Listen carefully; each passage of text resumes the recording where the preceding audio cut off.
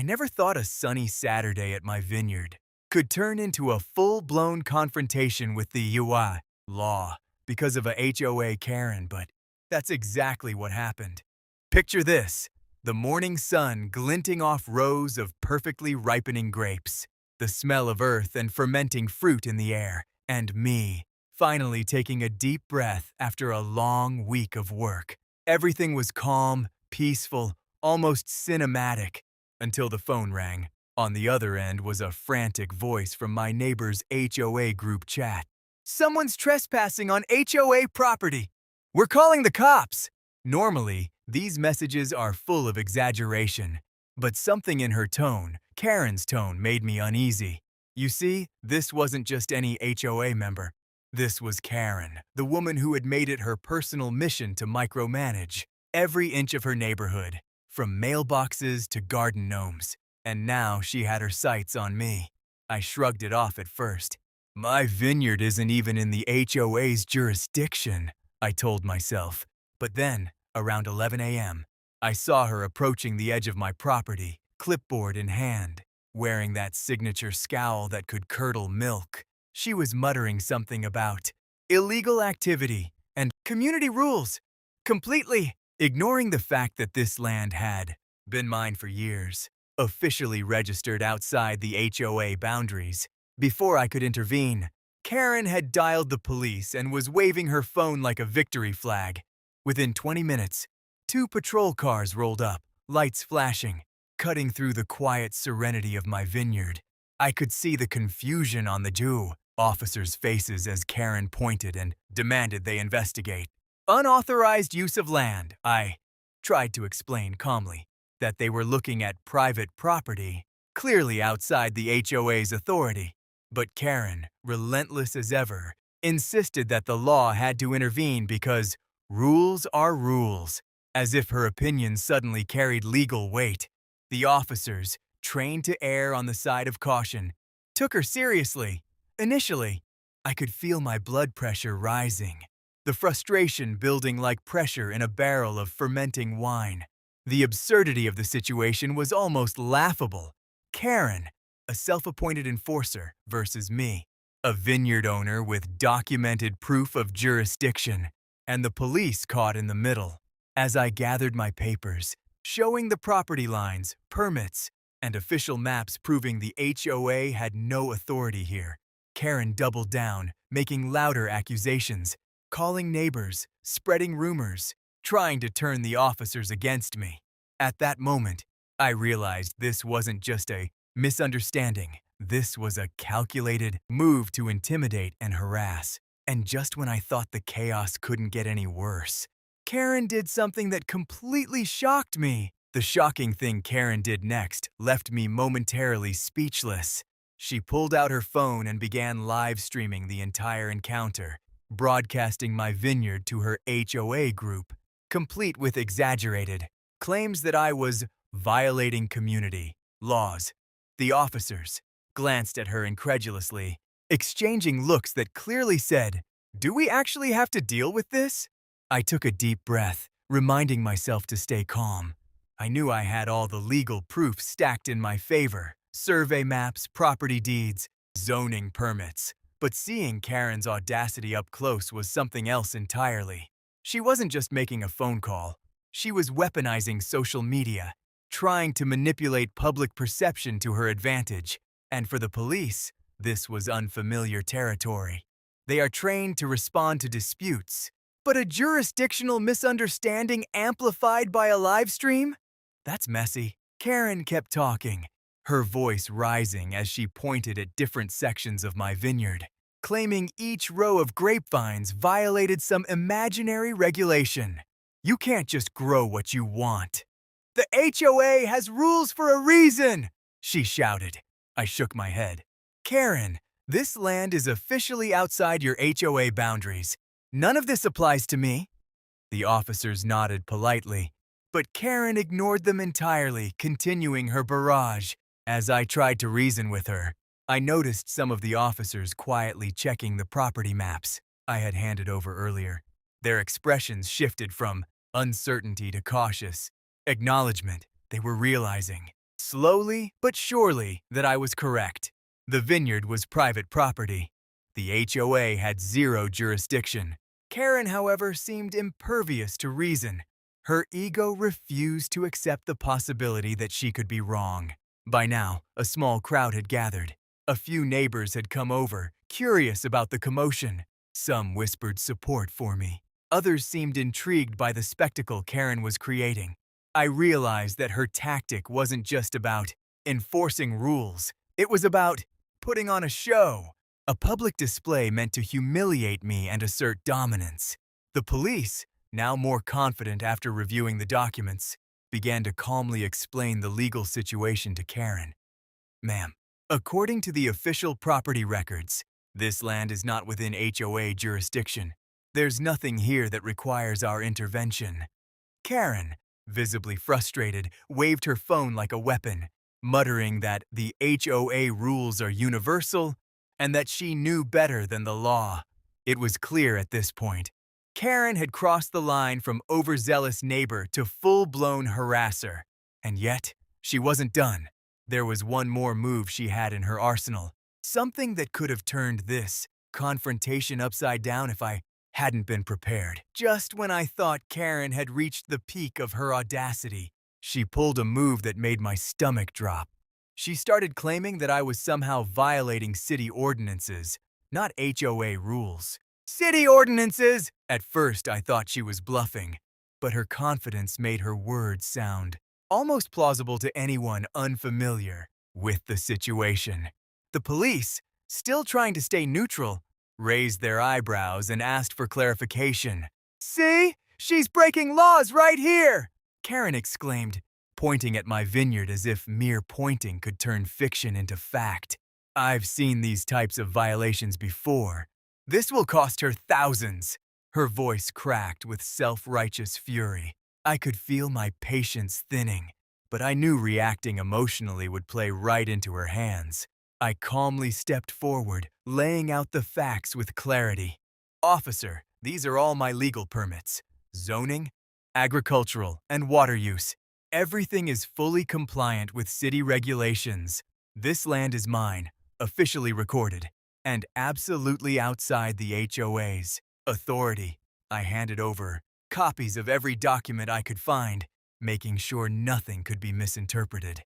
The officers took the paperwork, reviewing each page meticulously. Karen, of course, refused to step back. She leaned over, trying to peer at the papers herself, muttering that I didn't understand the law, but she would. Her arrogance was almost tangible. It radiated from her in waves. As the minutes ticked by, I could see the officers' posture shift from cautious uncertainty to professional clarity. One of them finally said, "Ma'am, the HOA has no authority here. All these documents are in order. There's nothing illegal happening on this property."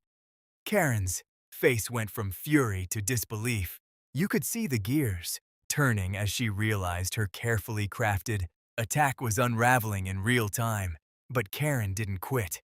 She started calling neighbors, trying to rally support to pressure the police into siding with her. "You all know she's wrong!" she shouted into her phone, unaware that most people had already gathered around, watching the spectacle and quietly questioning her credibility. The crowd's murmurs weren't on her side anymore. In fact, they were beginning to sympathize with me. I realized something crucial at that moment. Karen's power depended entirely on fear and misinformation. Once those disappeared, once the facts were laid bare and witnesses saw the truth, her influence evaporated. And that was exactly what was happening now. With the police firmly on my side, Karen's frustration became almost comical, but I knew better than to underestimate her. She still had one final card, something desperate that could escalate this beyond words and paperwork. And she played it without warning. Karen's final move came out of nowhere, and it was audacious even by her standards. She stormed toward the officers, waving her phone like a gavel, and demanded that they issue a citation immediately. "You need to fine her. She's breaking rules!" she barked, her face flushed with anger and desperation. It was a bold attempt to bully the police into enforcing her self-made laws, but by now, the officers had seen enough to recognize the absurdity of the situation. I stayed calm, hands visible, letting her flailing gestures serve as evidence of her lack of credibility.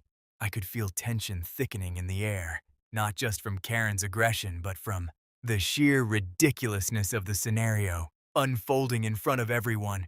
The officers exchanged glances, one quietly murmuring to another, "She's off her rocker." I almost smiled, but I knew better. Karen was unpredictable, and unpredictability can be dangerous. Her next tactic was almost theatrical. She began loudly reading aloud community rules from her HOA binder, insisting that I was endangering the neighborhood by simply existing on my property. She paced back and forth, pointing at imaginary violations, trying to make her own words sound like law. The crowd of neighbors had grown curious by now, and many had started whispering amongst themselves. From their expressions, I could tell that Karen's credibility was crumbling before their eyes. Then came the turning point. One officer calmly interrupted her, holding up my property deeds. "Ma'am, this land is outside the HOA's jurisdiction.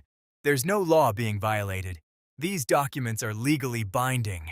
The HOA has no authority here, and there is nothing for us to enforce."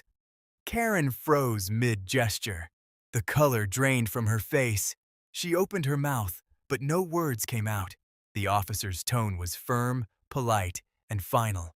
It was the moment Karen realized that all her effort, all her bluster, all her phone calls and social media drama amounted to nothing. She had overstepped in a spectacular fashion, and there was no legal ground to stand on. The crowd's murmurs shifted to quiet laughter and murmured support for me. Even some of Karen's usual allies looked uncomfortable, unsure if they wanted to be associated with her behavior. At that instant, I felt a rush of relief, but also a strange mixture of satisfaction and disbelief.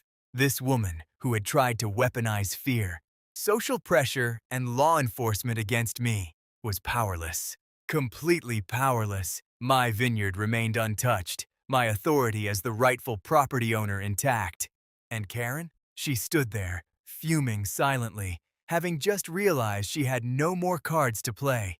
But even as I began to relax, I knew one thing. Karen doesn't take defeat lightly. The question lingering in my mind was whether she would retreat quietly or plan her next, even more desperate move. After Karen's stunned silence, the air around my vineyard began to settle. The officers, having confirmed the property lines and all legal documents, politely stepped back, giving me a nod of acknowledgement. I could feel the tension drain from my shoulders, replaced with a sense of vindication. After all the stress, the intimidation, and the live stream drama, the truth had prevailed. My land, my rules, and my vineyard remained untouched. Karen, meanwhile, retreated a few steps, glaring at me with the kind of fury that only comes from being completely wrong and publicly exposed. She muttered something under her breath about getting legal advice and stormed off toward her car, phone still clutched in her hand, likely plotting her next dramatic move. But her theatrics had lost their power. Her audience, the small crowd of neighbors who had gathered, was no longer impressed. In fact, many of them were now quietly shaking their heads, realizing that Karen's self-appointed authority was nothing more than a personal vendetta. I took a deep breath and looked over my vineyard. The rows of grapes bathed in late afternoon sunlight. The officers waved goodbye, their expressions a mix of professionalism and relief. One of them even gave me a discreet thumbs up as they drove off. It was a small gesture, but it symbolized a larger truth. Logic, preparation, and patience had won over intimidation and chaos. After the commotion settled, I addressed the neighbors who had stuck around. This vineyard isn't just my property, it's my livelihood. And while HOA rules can make sense within their jurisdiction, they don't apply here. It's important to know your rights and stand firm. Their nods and murmurs of agreement felt like quiet validation. A reminder that truth often has more power than loud, baseless accusations. By the time the sun dipped below the horizon, casting golden light across the vineyard, Karen was gone. Her attempts to manipulate, intimidate, and control had failed spectacularly. I walked through the rows of grapes, feeling a mix of relief and triumph.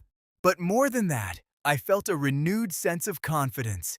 I had faced a relentless challenge, maintained my composure, and emerged victorious. The lesson was clear: no amount of bluster, live streams, or phone calls can override facts, legal boundaries, and calm determination. Karen's attempts to intimidate me had revealed her true nature: overzealous, confrontational, and ultimately powerless when faced with truth. And now, my vineyard stands as a symbol of resilience, a reminder that standing firm in the face of chaos can turn even the most aggressive conflict into a story of triumph. As the lights dimmed across the property, I couldn't help but smile. Karen had underestimated me. And the vineyard? Well, it was stronger than ever, untouched, unbothered, and entirely under my control. The question now is, will she ever learn? Or is this just the beginning of her next wild HOA drama?